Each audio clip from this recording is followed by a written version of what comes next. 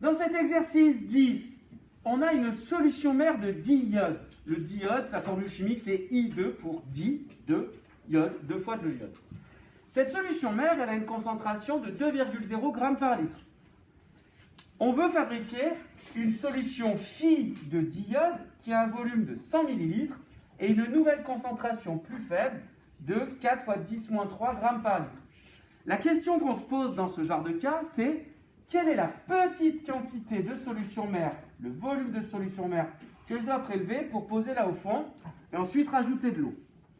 Pour cela, on a un moyen de le calculer et on a cette formule ici à connaître par cœur qui est Vm égale Tf fois Vf sur Tm, c'est-à-dire concentration de la solution phi fois le volume de la solution phi, ce qu'on veut au final, divisé par la concentration de la solution mère.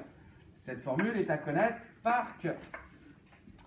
Et bien une fois qu'on a cette formule, il nous reste à faire le calcul. Alors attention, calcul un peu délicat puisqu'on a plein de puissance de 10.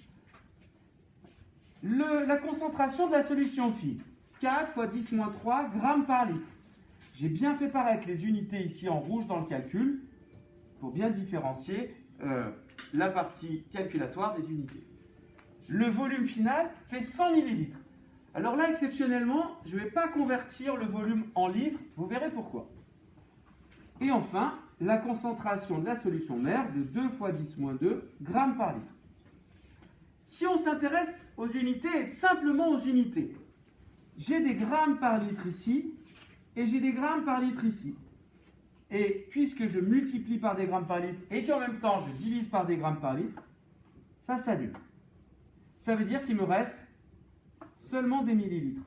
Ça veut dire qu'ici, si je ne convertis pas le volume, eh ben, le résultat final sera en millilitres. C'est un des rares cas où ce n'est pas nécessaire de convertir le volume, puisqu'il y a une annulation ici de ces deux unités.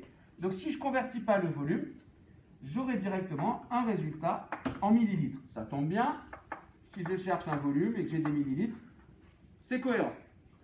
Au niveau du calcul, à faire 100 calculettes, j'ai 4 × 10-3 fois 100 divisé par 2 × 10-2. Première chose, le 100 ici, c'est pareil que 10 au carré. Donc ici, je remplace le 100 qui est là par 10 exposant 2. Je me retrouve avec 4 × 10-3 fois 10 exposant 2 divisé par 2 fois 10-2. Il y a une astuce quand on a un calcul comme ça qui mélange en même temps des chiffres et des puissances de 10. C'est fabriquer ici une première boîte avec les chiffres. C'est ce que je vais mettre ici, je me suis trompé de couleur, dans la boîte verte. Dans la boîte verte, j'ai 4 divisé par 2, 4,0 divisé par 2. Et ensuite ici, dans la boîte rouge, j'ai 3 puissances de 10. Je vous rappelle que lorsqu'on multiplie 2 puissances de 10, il faut ajouter les deux coefficients qui se trouvent ici. Je vous rappelle que 10 exposant A fois 10 exposant B, ça fait 10 exposant A plus B. Donc ici, au numérateur, ça ferait 10 exposant moins 3 fois 10 exposant 2, ce qui ferait 10 exposant moins 3 plus 2. Je peux l'écrire ici. 10 exposant moins 3 plus 2.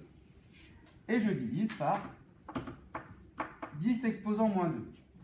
On peut avancer au niveau des étapes du calcul. 4 divisé par 2, ici, ça va faire 2.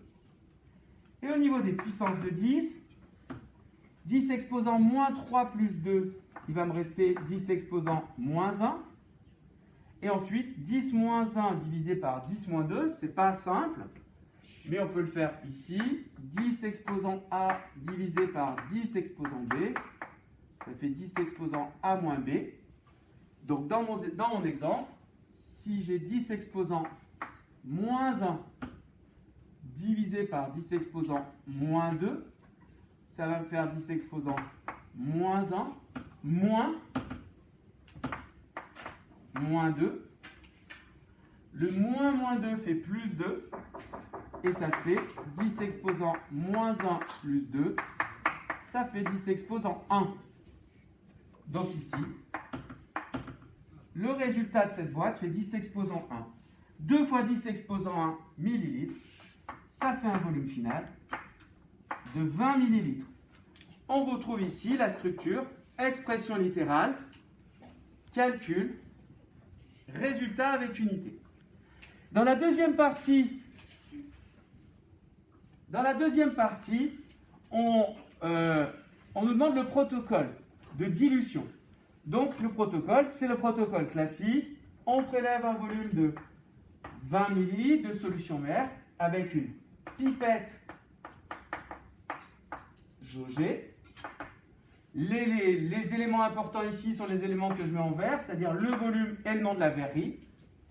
Première étape, on introduit la solution mère dans une fiole jaugée, cette fois-ci, et on indique le volume. Le volume de solution finale ici était de 100 ml. Donc l'important ici, c'est non seulement le nom de la verrerie et aussi le volume de la verrerie. Ensuite, on ajoute de l'eau. Ce n'est pas de l'eau ordinaire, c'est de l'eau distillée. De l'eau distillée jusqu'aux 3/4. La solution n'est pas homogène, donc on agite. Et enfin, on complète jusqu'au trait de jauge. Alors attention, il faut bien dire avec quoi on complète jusqu'au trait de jauge, c'est avec de l'eau distillée. C'est pas de l'eau ordinaire. Et enfin, pour rendre la solution homogène, on homogénise.